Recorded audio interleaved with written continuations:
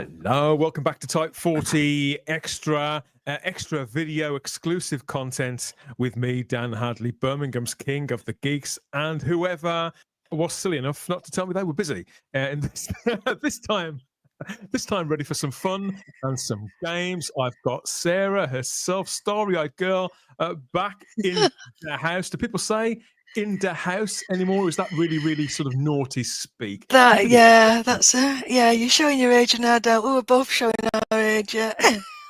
I blame you. No, I'm going to blame you right away for my sort of the fact that I'm Me? Why? in a naughtiest frame of mind, because due to your influence, I watched a movie last night, Sarah. So can you guess which film I watched? It was clean.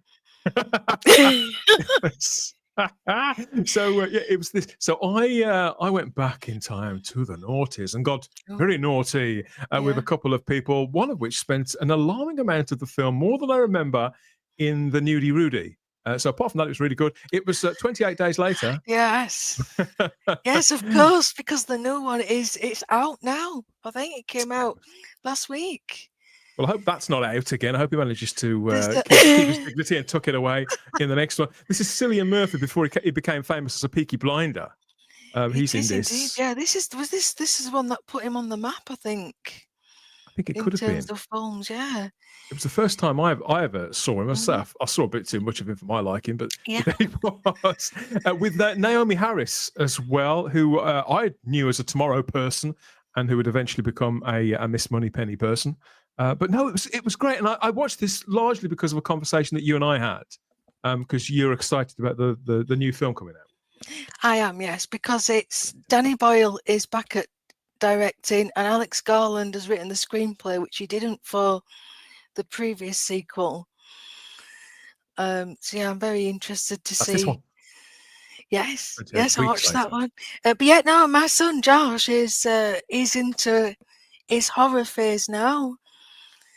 As teenage boys tend to do, he's gone on to like Final Destination and all them kind of films. And Megan, he really liked that one. You know, the Killer Doll. Did you see that one? Funny enough, I've just picked up the Blu-ray of that after Chris recommended it. That's Chris, aka Ballstrek, Big Bad Ballstrek, big movie fan. He's the guy to talk to if you want recommendations about horror films, isn't he? I think you'll enjoy that. Yeah. So I said, I think you'd really like this, because I remember, this the first time around, and this is the film that brought zombies back. So this is pre-Walking Dead. This is pre-Zombieland. It was the start, wasn't it, of that big zombie resurgence? Because, like a lot of people, when I was growing up, I knew of the older zombie films, and it was there was always the running gag, weren't there, that the zombies were really slow and it was really easy to get away. And which is a terrible stereotype, because the films are iconic, but when I was a teen at the time, that was zombies are so so ridiculous. But yeah, they made it modern and dystopian, and the rage virus, these zombies could move fast, and and I just thought, I think you will really like this, and of course he did. So we had a bit of a marathon. We've watched this one. We watched the sequel with Robert Carlyle. I forgot Robert Carlyle was even in it. Like, all these names. And obviously Jeremy Renner's in it. Hawkeye.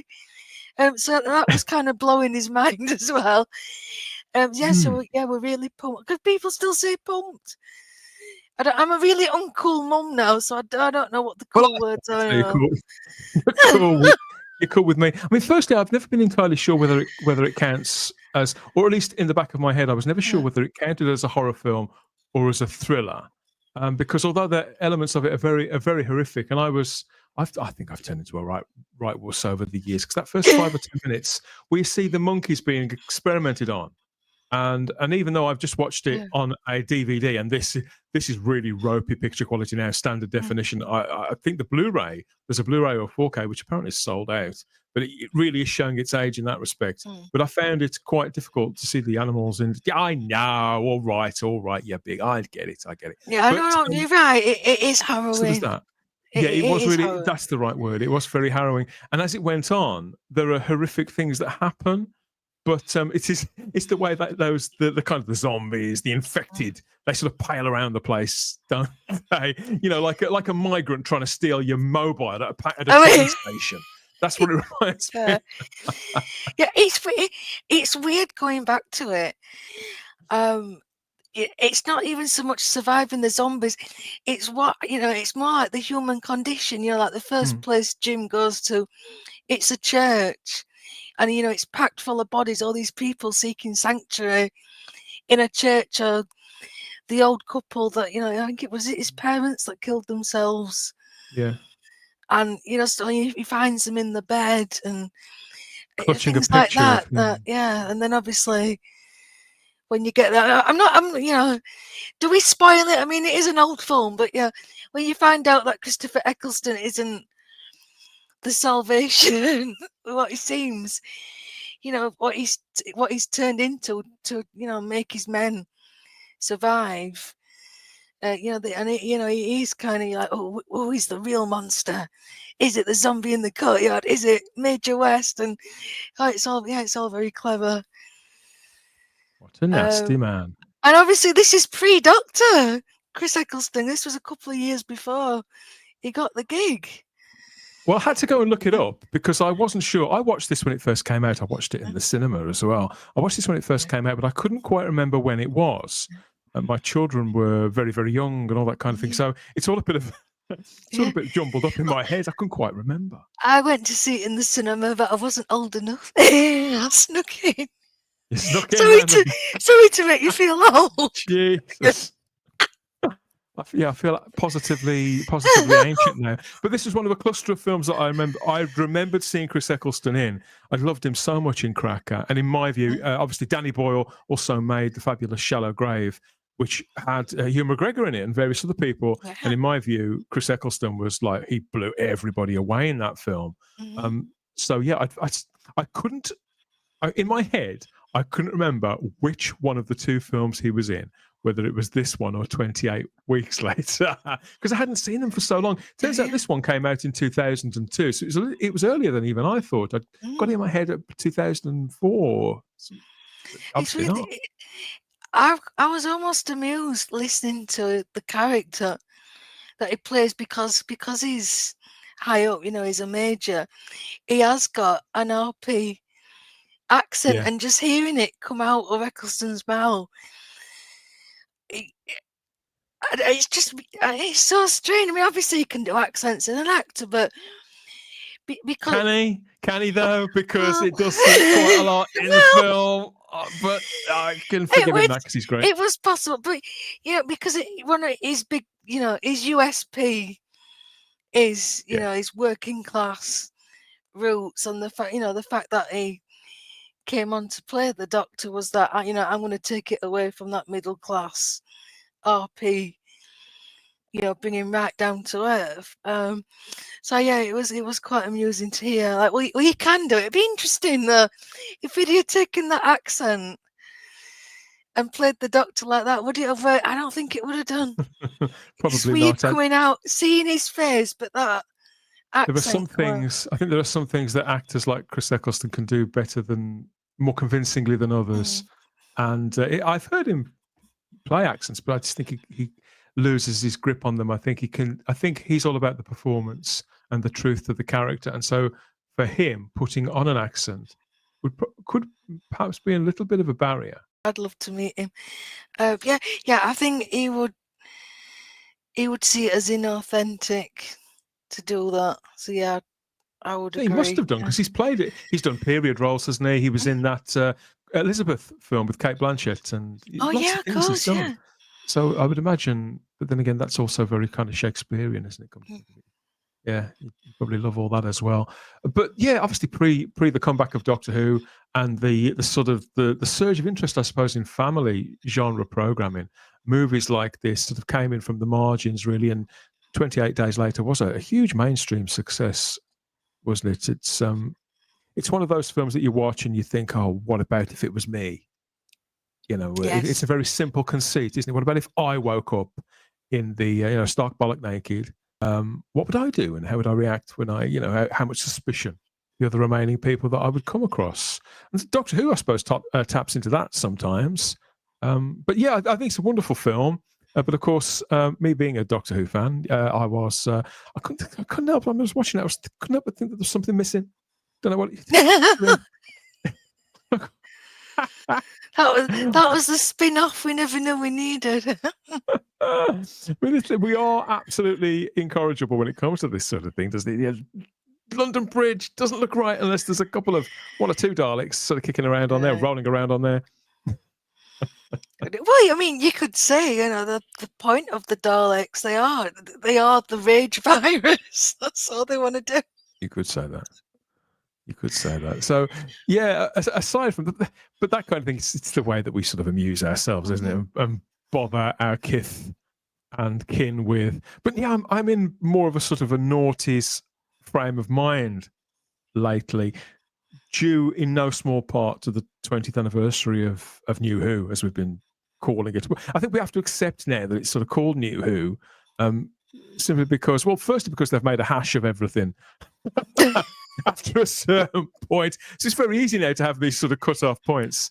But also because it does feel like we've reached a kind of impasse with all things Doctor Who, and that the page is sort of turning, and a pause button has been hit. So it just feels in a really weird place at the moment. And so to have a kind of a neat drop-off point as well might not be such a bad thing. But you've been obviously catching up on movies old and new and things like that as well, haven't you? And I was thinking about, we speak casually like this, which you and I do privately as well as publicly. Mm-hmm. I thought, well, a lot's happened, particularly in the last 2 to 3 years. You remember how excited we were when Russell T Davies came back as showrunner? In fact, before I saw it on the news, I got a text from you. Do you remember? No, I don't actually, but yeah, it doesn't surprise me at all. You text me. Did it have a lot of exclamation marks in it? No. All it said was, have you seen the news? If you haven't, you need to go and look right away. That there's something. It was like a state of emergency. It was a very immediate thing. You need to see the news. So you didn't spoil the story. That's really good that I didn't spoil it for you. I'm quite impressed with my restraint there. Yeah. So there was no, as I remember, there was no exclamation marks. And so I went to the net and looked it up, and I saw it on BBC News, and that was. Can you believe that was nearly 4 years ago that we? I mean, firstly, I would never look something up on BBC News now because odds are it wouldn't be true. So that's not my go-to news source anymore. No. But secondly, it's nearly 4 years on, and where has all that time gone, and how things have changed? Are we more informed or less informed now than we were then? And should we have known all that time ago? Simon did. Simon did, yeah. Yeah, I do kind of wish. I do wish we knew what we knew now. I mean, I don't want to go over old stuff, but no. The sense of elation I felt at that news, I thought it's in the back. It's saved. It can't. Nothing what can could possibly be worse. go wrong? Yeah. I don't think I particularly thought there'd be anything new, a dynamic more. It's a trusty pair of hands. We're going to right the ship. And if we can do that for a couple of years, I will be happy. So I was never really thinking of anything that innovative. That's the word I'm looking for.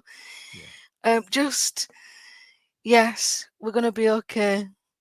And, wow, how wrong we were. How very wrong we weren't. We weren't. I mean, just a short time later, here we are with Russell T Davies himself hitting pause. Okay, it's just a magazine column in one sense, but I think that word pause does. I think it's doing a lot of heavy lifting for him there in that production notes from this month's issue of Doctor Who magazine. But no, I mean, the reason why I wanted to sort of ask you about this really is because despite the fact that you came to the show with New Doctor Who in 2005, and you were always into geeky stuff before then, Yes. I get the impression that for you, Doctor Who has been that sort of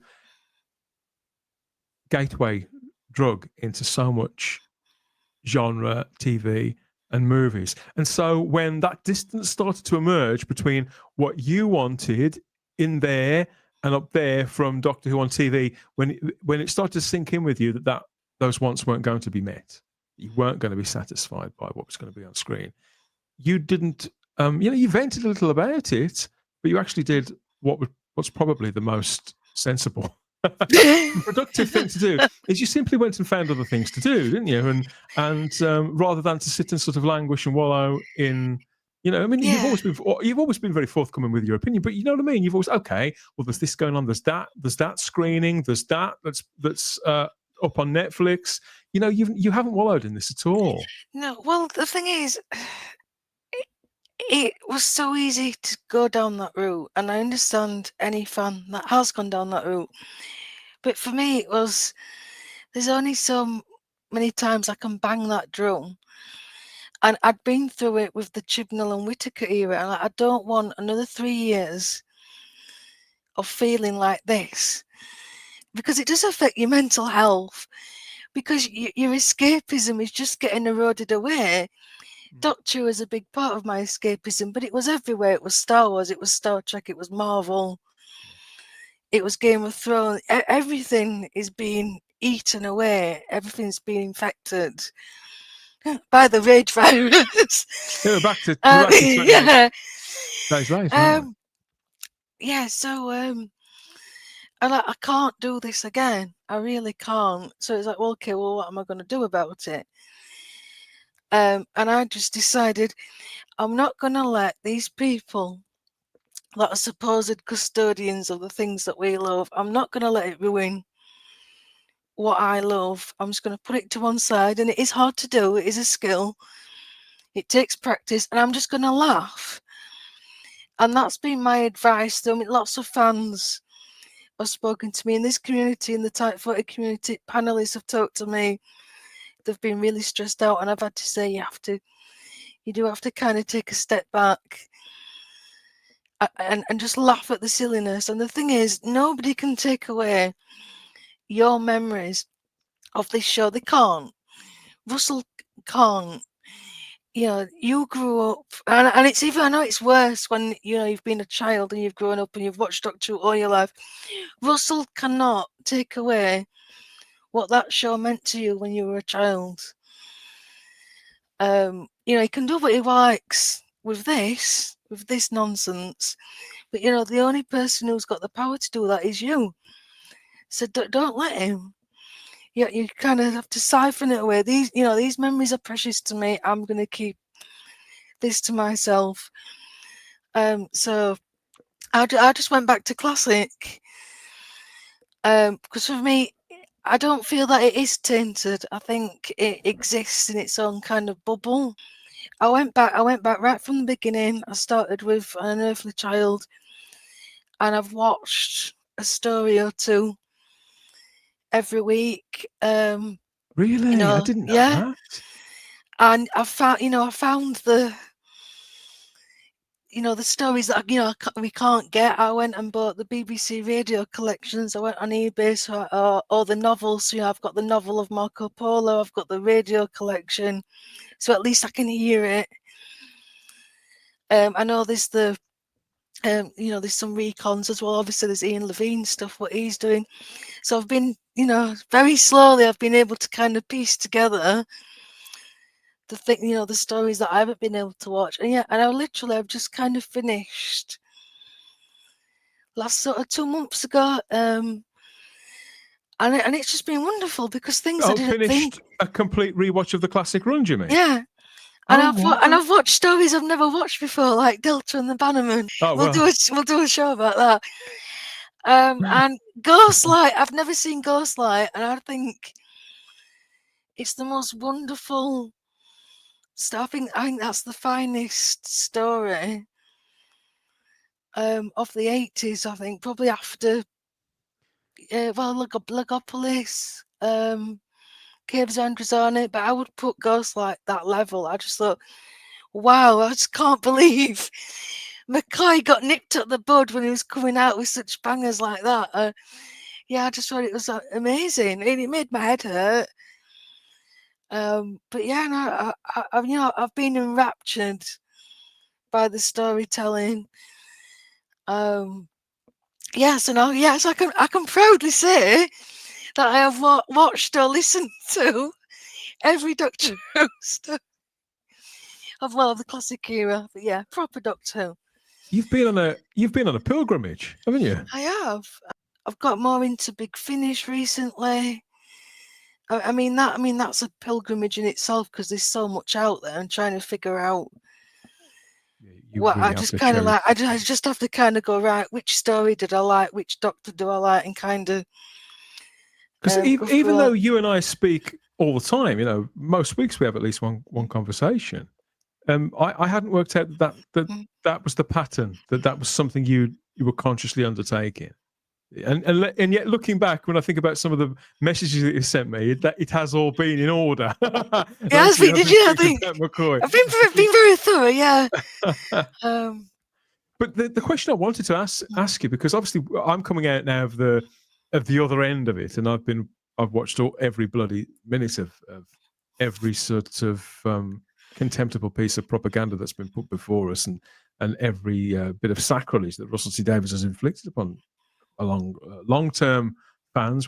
You took that distance, and so I thought, here we are in 2025, and I've known you now for quite a long time as well, and we've been doing Type 40 for in the various forms that we do it for 7 years. I thought, well, you've gone and sort of like on a parallel route from me. It's like the train lines are sort of separated there. We're ultimately going to the same destination, really, in friendship. Yeah. But I thought, well, what I'd ask you is, what in 2025 now, with the series on pause, all the stuff that's going on politically there, and creatively it's sort of reached that kind of endpoint where people are kind of in despair.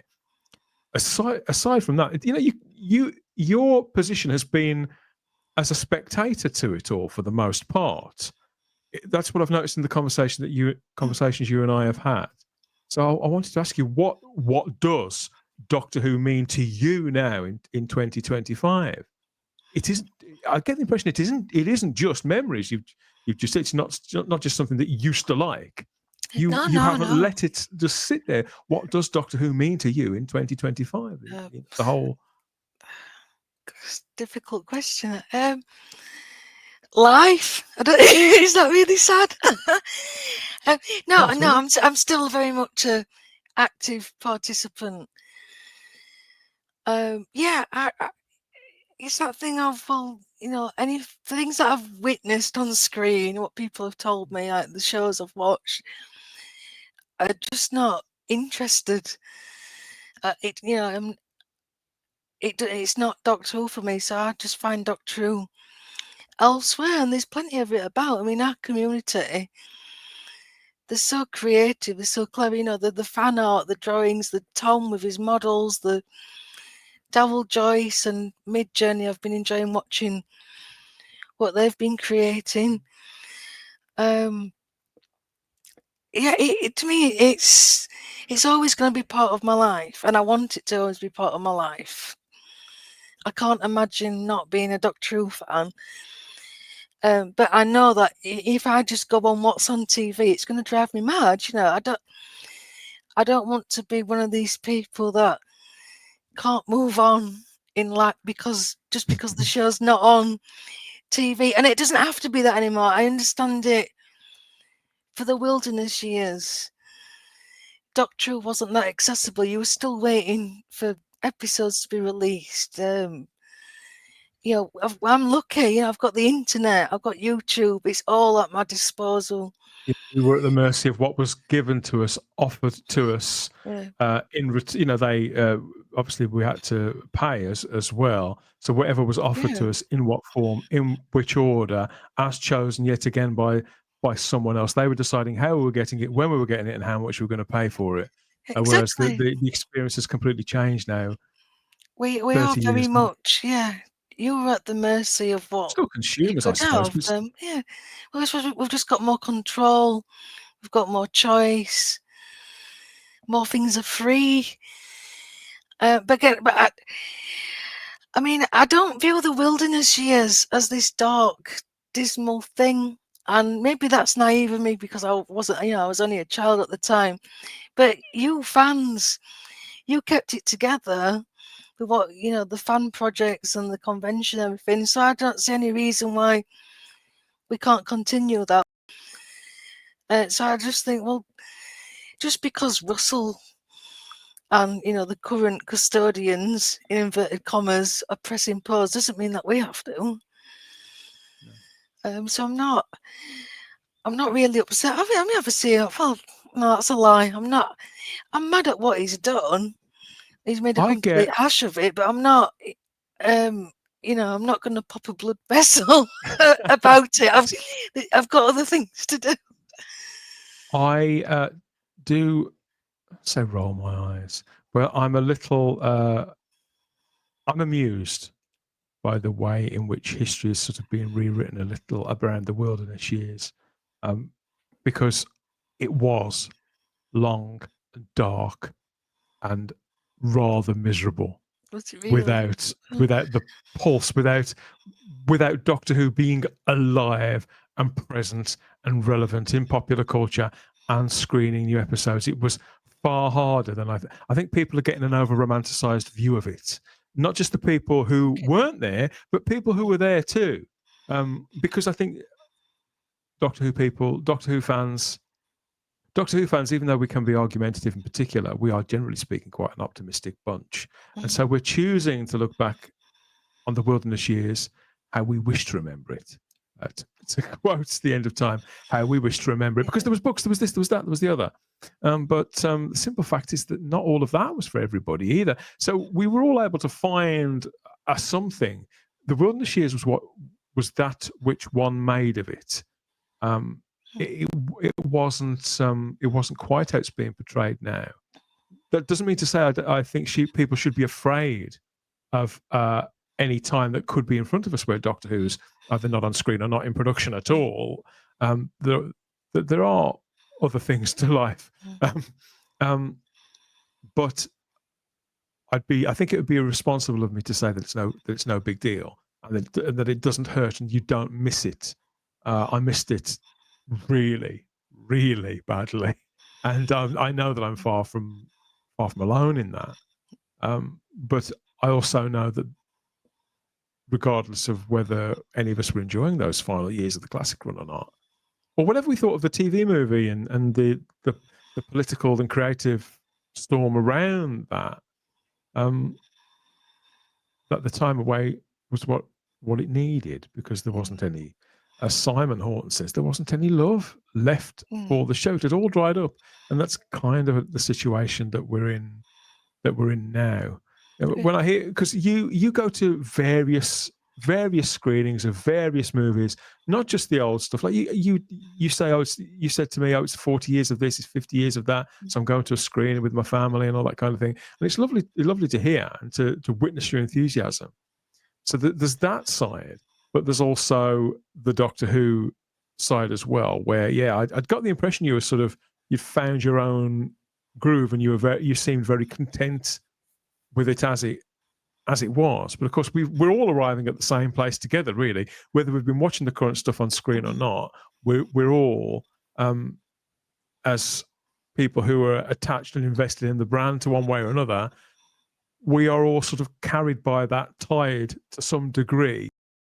We know so many people who haven't watched it for years. There's one guy that we know who is very associated with Doctor Who and a project which has kind of taken over his life, and yet he hasn't watched Doctor Who in years and years and years, and he's not sad about it, because the aspect of his life that still involves Doctor Who brings him enormous amounts of pleasure.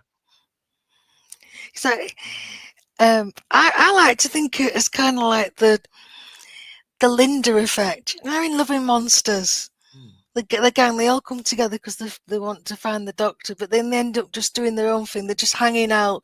They learn. That's kind of what ends up happening. So you end up, like with this podcast, we're going to talk about Doctor Who, yeah, and we do that for a bit, and we'll talk about the news.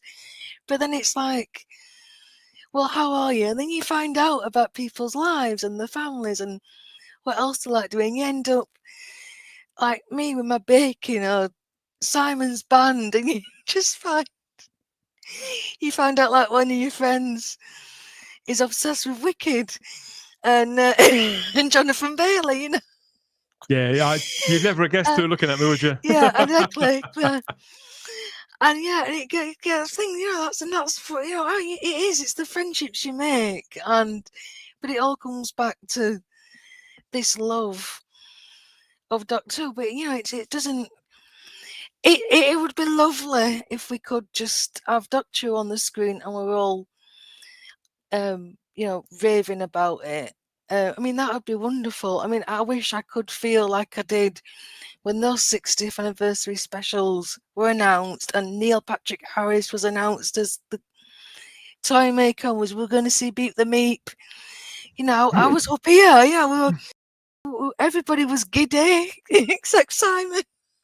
Those specials reached a lot of people, people who had been out for anywhere between 2 years, 3 years, 4 years, some 10 years, and over. It did have a kind of restorative.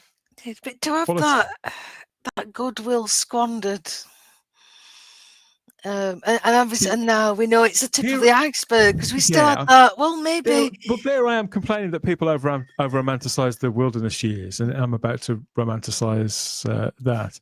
But I think what it did do, regardless of how we view the episodes in and of themselves, is that when the diamond logo sort of blazed back into the media, and Doctor Who was having a party and everybody was invited, that kind of thing, it partly had a kind of nostalgic quality for the people because the 50th had been so huge outside of Doctor Who circles. It was accepted as a big thing, and there they were sort of trying it again. And I remember I was in the local town, just in a shop, and this woman who works in a shop knew that I was a Doctor Who fan and was aware that it was the 60th anniversary. She'd seen the Day of the Doctor. Oh, they're doing another one where all the old ones come back. She actually asked me that.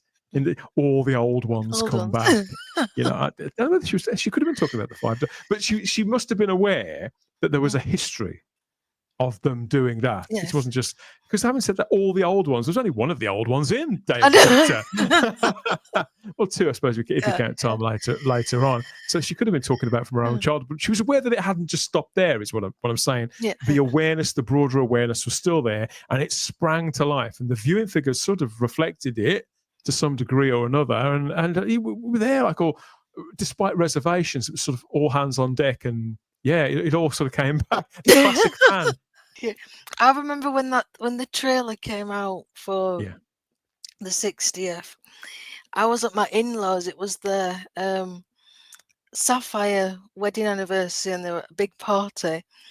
And I snuck out of the venue with my phone because I knew the trailer was going to drop. And I took my kids with me, and my nephews and nieces that had grown up with Christopher Eccleston and Tennant. I'm like, kids, you need to look at this. And we're all sat around looking at my phone. And there was, they were delighted to see the Doctor and Donna, and it just brought back. And I'm just like, oh, this is going to be so good. And, oh dear. Oh, never mind. See, I always say that these things can't be all things to all people, which doesn't mean to sound as flippant as it could fall on some ears, but I do genuinely mean that. Doctor Who being a populist thing, I think we all watch it in the knowledge that, okay, I didn't quite feel that one, but maybe I like next week's a lot more. Oh, it doesn't really matter because I love last week's, and that kind of, you look forward to talking about it at work, at college, or at school if you were still at school at the time. It would have that kind of, it had a cultural relevance, it had a significance. It was the show that everybody was watching, regardless of the levels to which they were enjoying it or not. And I missed that. I do really miss that. Yeah, I think the closest I've felt that in recent years was the excitement around The Well being a possible sequel to Midnight, and that kind of connection. That seemed to, that did momentarily work, didn't it? Even though apparently they'd have you believe that somebody was quite upset about the connection to that being leaked, but if anything, I think it actually helped them. It sparked. Well, I suppose in some areas it sparked concern, but it sparked interest, and more than just, content for social media. And there was some genuine interest, maybe from people that haven't watched but remember that episode and just watch that one out of curiosity. I just think that was maybe one of the few things where people were engaged. The only other takeaway I got was Dugadoo. You know what? I'm to say that you didn't even watch it, and you've just repeated it. I must have been. I don't know what it was, because I didn't even register that. When people keep mentioning Dugadoo to me, I still don't know what they're talking about. I didn't remember. I think I just glazed over early on in that episode. Well, I found it by accident because I'm regularly looking at Doctor Who on YouTube, various things, and somebody had done this video edit of William Hartnell's Doctor, right, meeting Dugadoo. So is Dugadoo that little? Hang on, so that Dugadoo alien, is a person. Is that little sort of yellow thing? Yeah, that alien thing that looks like the trumpet face. Made me think of. Do you remember Jibber Jabbers? That were in the noughties, weren't it? Them toys. It reminded me a little bit. That's what Jibber Jabbers means. Something else in my okay, head. So. we're not going to go in your head. And I'm like, what on earth is this? So there was just this picture of William Hartnell and this alien and this toy thing. And I'm like, what on earth is that? And it just said Doctor Who and the Dugadoo, but like in the 60s font. So I'm like, okay, I'll have a look. I mean, it's just so stupid. But I was really entertained. You're laughing and you're entertained and you're laughing. So it's probably better than the episode. This gave you sort of. I'll send it, yeah.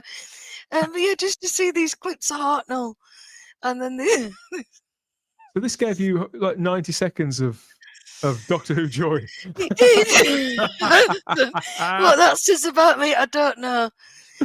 So happy 20 years. Strangely, you're talking there. You're the sort of the new series fan who's done that pilgrimage through the classic show.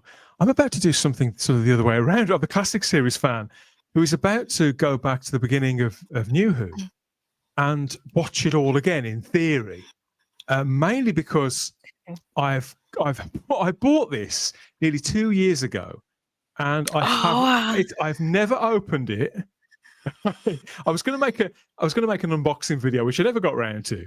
So it's just sat there, and okay, it's not all of New Who in there. This is the RTD1 era. So this is all of Chris stuff, the David Tennant stuff is in here on Blu-ray. I've never owned these episodes on Blu-ray ever. So I'll be watching them in HD for the first time, or as near as, damn it, it's like they're upscaled, aren't they? With some new features and stuff in there as well. And why now? I don't know. I just thought it was a good junction, a good marker. And that episode of Unleashed a few weeks ago, that stimulated it as well. But then there's the fact that I bought this nearly apparently you can't get this anymore. It's no, you can't. I've been after it. I don't own the new stuff on Blu-ray. No, I don't. I tell a lie. I've got the Capaldi stuff. I bought the. I think it was only in the US. You know, the big storybook. Oh yeah, those are beautiful. I've got the Capaldi era. So yeah, I've got that on Blu-ray, but I ain't got any of the others yet on Blu-ray except classic. I've got everything from Matt Smith onwards. Well, I should clarify. From Matt Smith through to the end of Peter Capaldi. I've already got those on Blu-ray in their individual sets. And these did come out. They had been out before as steelbooks. But not only did I think they were very expensive, and I don't really like steelbooks, to tell you the truth, but there've always been a lot of issues that people have talked about, the compression on those, and the color grading wasn't quite right. The belief was that they'd been put together in a bit of a rush and then put out at a premium price.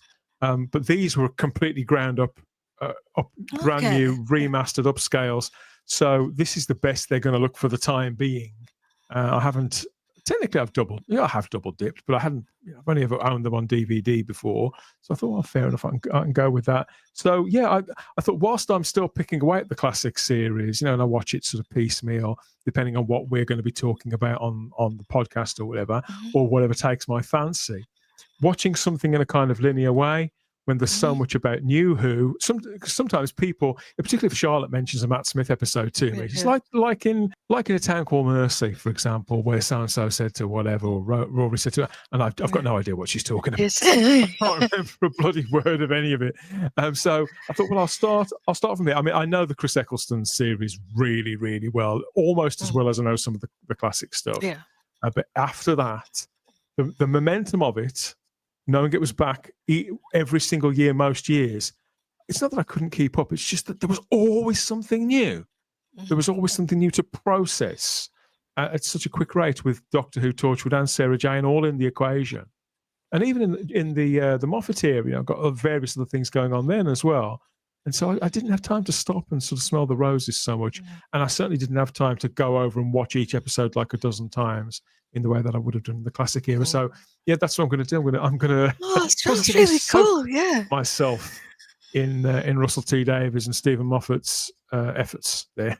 So I'll be getting messages from you. That'll make a change. Yes. I've just been. So are you going to do it in order then? You're doing it in chronological order? I think so. And I'm not sure how often I'll be watching them. I won't do some sort of crazy challenge, sort of one episode a day or something. Yeah. It'll very much be as I fancy, I think. Yeah, I think that's a good idea.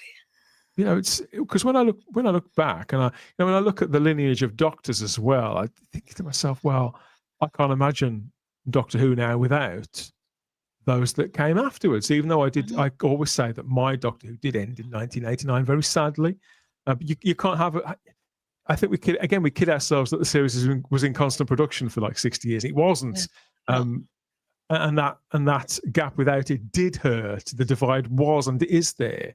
But having said that, when I look at Doctor Who now and I think about the Doctor, I think of all of them, all 13, as they say, all 13. I do think of all of them. Oh, I was talking to Chris Bowles last week about it. And we were actually talking about Star Trek and Star Wars and the rest of the big three. And, and not necessarily in relation to the culture war, but I was saying about how, because I haven't watched any Star Trek in a long time, because I couldn't follow that terrible Discovery show through to its end. So I bailed on that.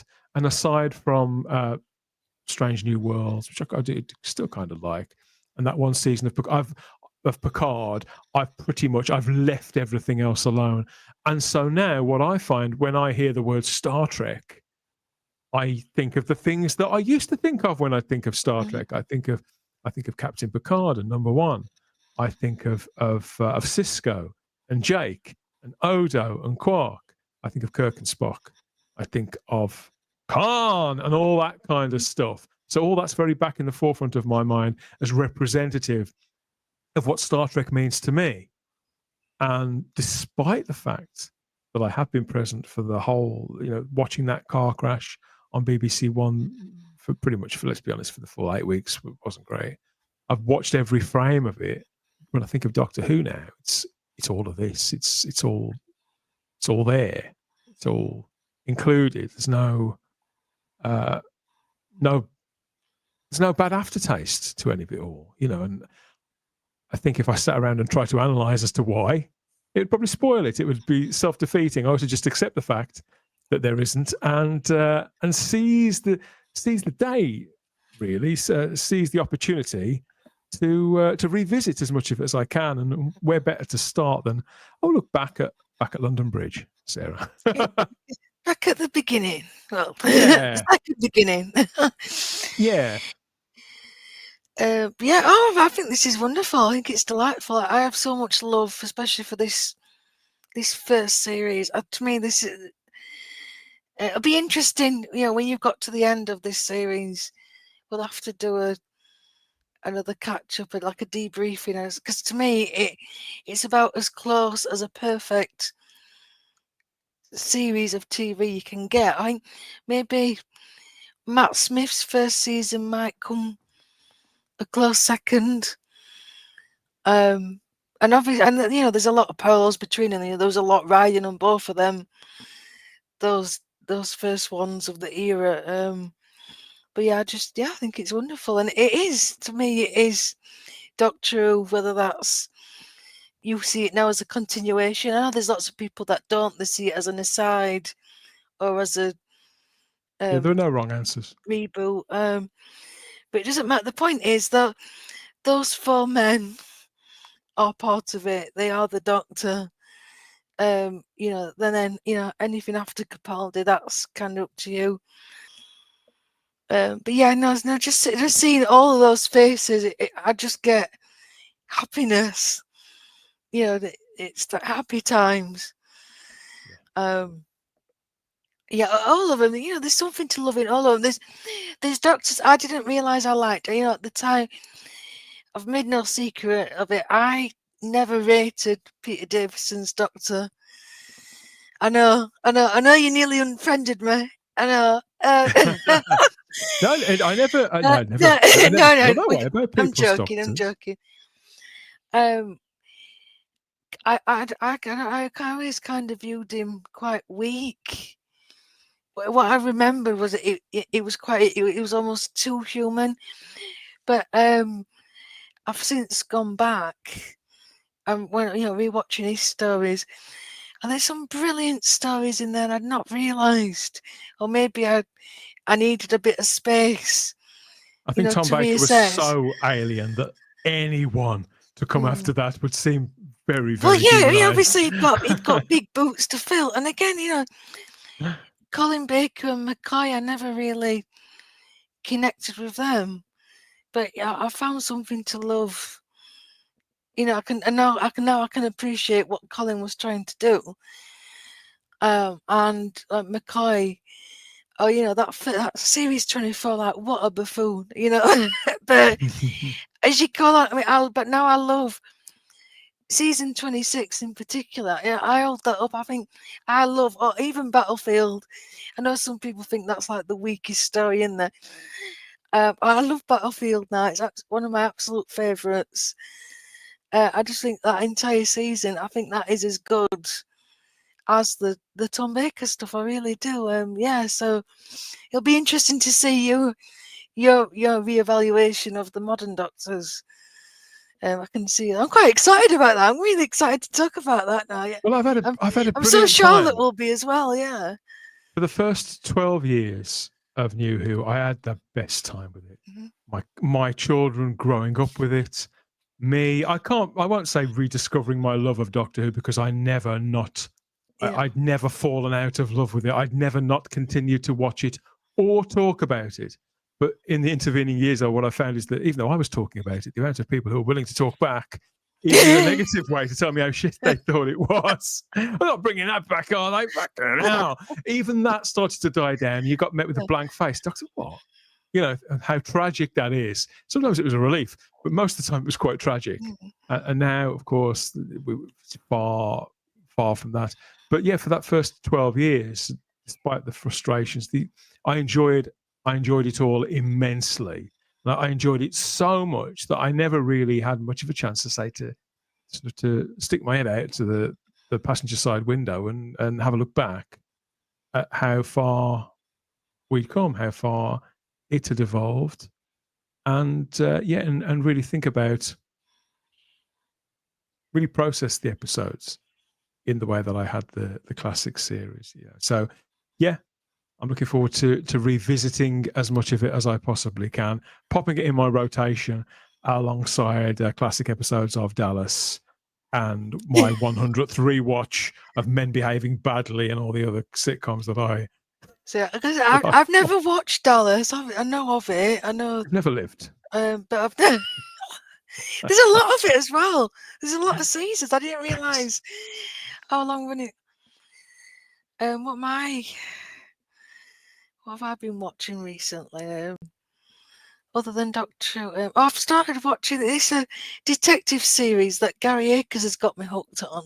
I don't know if he's told you. Is it the Art Detective by any chance that he's telling me about? Yeah, it looks good. He sent me a picture of Stephen Meyer. Now, he wouldn't know this, but I love Stephen Meyer because I was obsessed with True Blood back in the day. So was I. And Anna Paquin. He was very well. They're married. That's who he's married to. I know. And obviously, because she was Rogue in X-Men, that's how I knew her.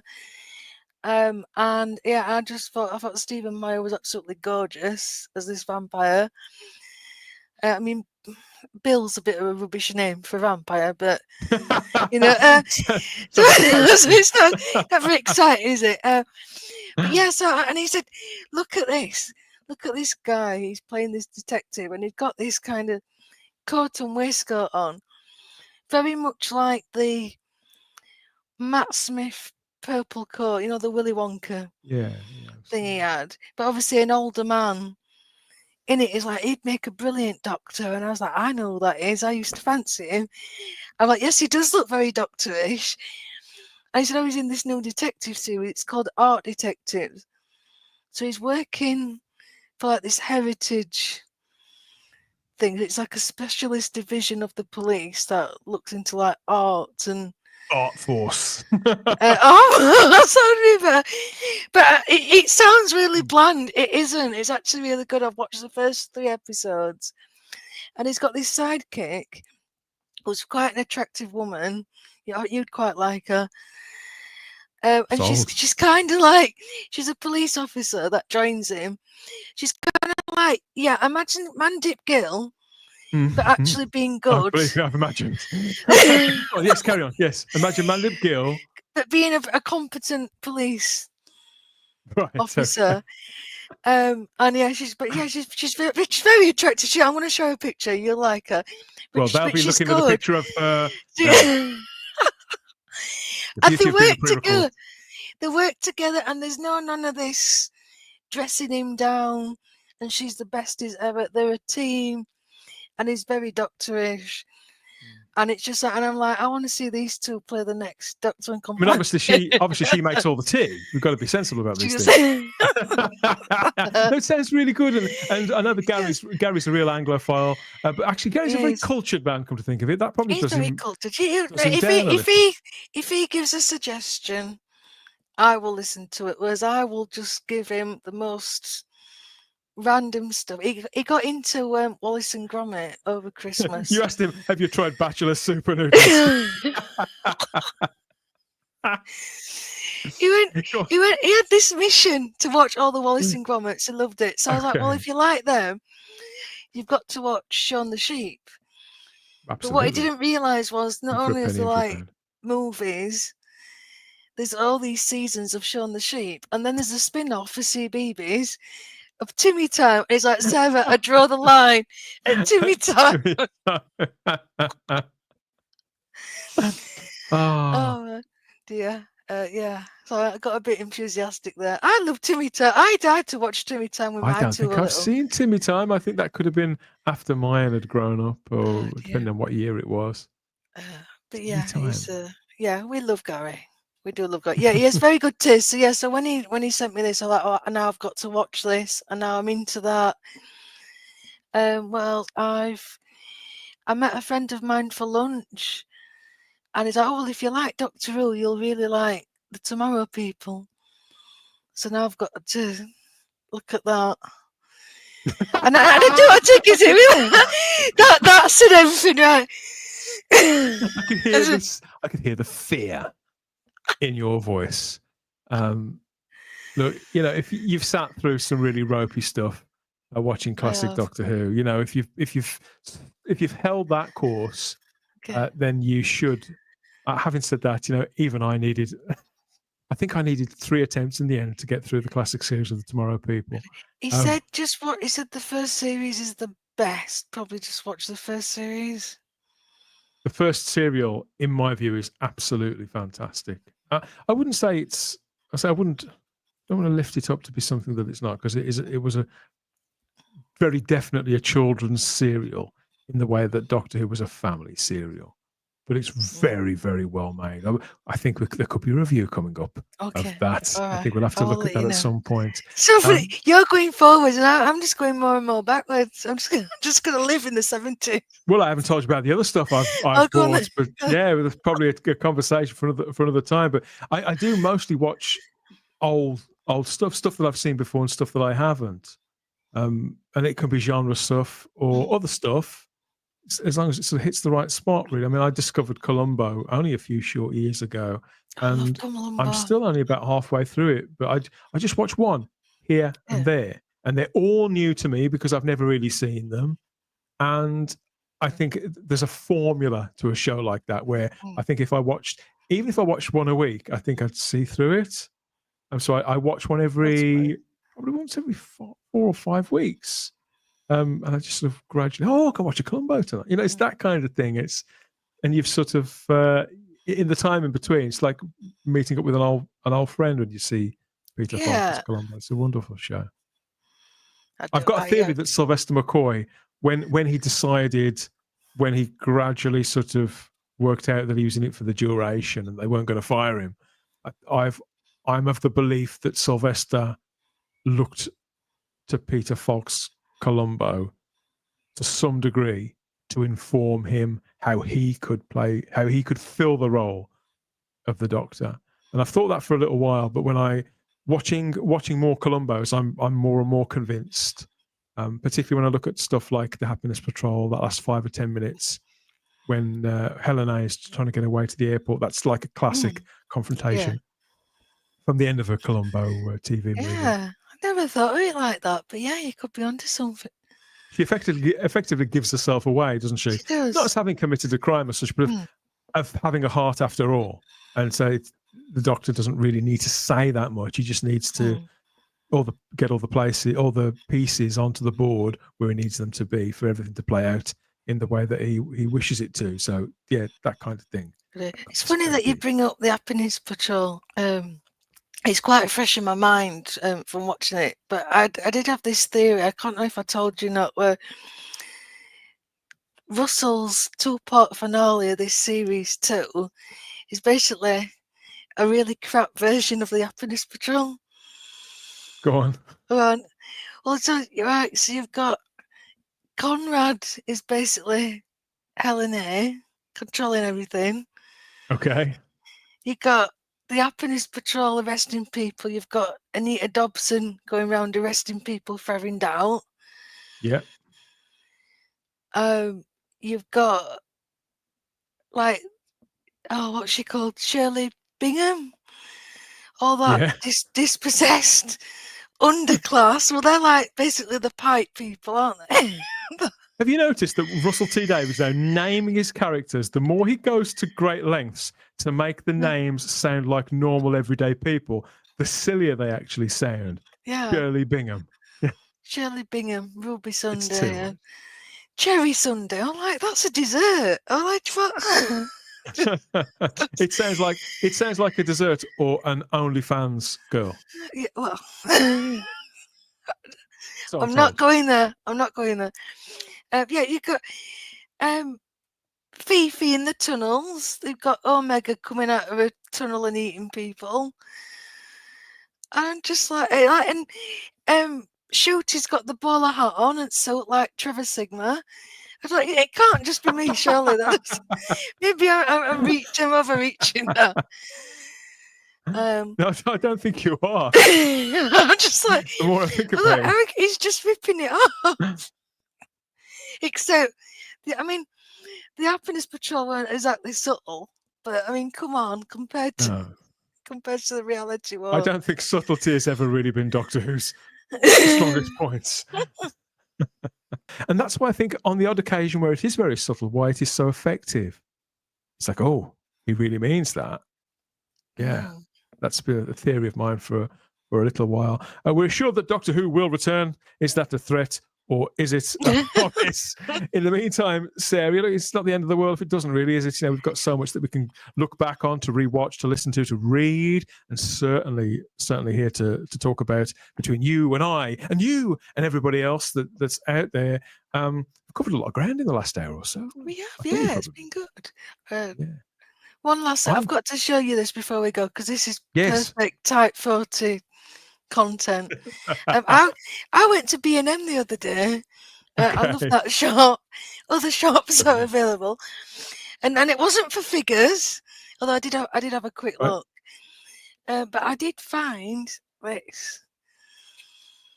It's a police box bird feeder. I was like, how cool is that? I've never seen one of those before. I'd seen that they've got the red phone boxes, and I've always said, oh, wouldn't it be cool if they did a TARDIS? I've seen those sort of hanging, more bird feeders that people will hang from a tree in the red phone box style, but I've never seen a police box before. And there was only one left on the shelf. So I don't know what that means. I don't know if there's like hordes of fate was at work. Yeah, well, I did get it, but I was like, well, is there really not that many, or is there hordes of Doctor Who fans in my local area that I don't know? I know one of them's Nicky. Hello, Nicky, if you're watching. I wonder if he's got one. I might have to ask him. But yeah, there was just one left on the shelf. I'm like, right, I'm having that. So yeah, I can't wait. I'm gonna do it really proper as well. I'm gonna put it up. I'm gonna take photos. If there's any birds that come or squirrels, I will be sending photos to put on the podcast. There you go. Sounds good to me. I am going to be watching 28 Weeks Later in preparation to see the new one with a bit of luck. I think, is it out now as of time of recording? I'm not sure. Is it? Yes, it came out on the 21st of June. With Danny Boyle back directing, and I'm not sure who's in it. I think that what's that? Is it Jodie Comer? Is she in it? Somebody like that? Yeah, she's in it. Ray Fiennes is in it as well, looking very butch. Ray Fiennes, yeah. Is he playing the kind of army, the grizzled sort of army type? I suppose I'll know when I watch it. I'll find out. I can't remember a bloody thing about 28 Weeks Later, other than the fact that I liked this. I actually liked this more than the first one at the time, but I haven't seen it for years. I did enjoy it. It's very different, but that's good. There's a couple of character decisions that happen where I was like, would that really happen? It kind of felt like the plot needed it to happen. But yeah, I'd be interested to know what you think. But yeah, I couldn't remember anything about this one. I was even surprised when I saw Robert Carlyle. I didn't know he was in this. I'd forgotten that as well. So yeah, so very interested in what you think, and let's catch up when we've watched the new one. I've also sort of forgotten all the things that we've talked about in the last hour, because I was going to say that if you want to get involved and let us know what you think of X, Y, or Z, what did we come in on? It was 28 days later, wasn't it? And what have we covered in the meantime? What have we done? We've covered the Art Detectives, we've covered Russell T Davies, classic Doctor Who, new Doctor Who. Bird feeders. The Tomorrow People, Dallas. Oh yes, let us know what you think of all of that in the comments section, or if you think there's no hope for either of us. Thank you for spending the last hour along with us, Sarah. I'm glad you could come on for a casual chat. We're going to do this more often, haven't we?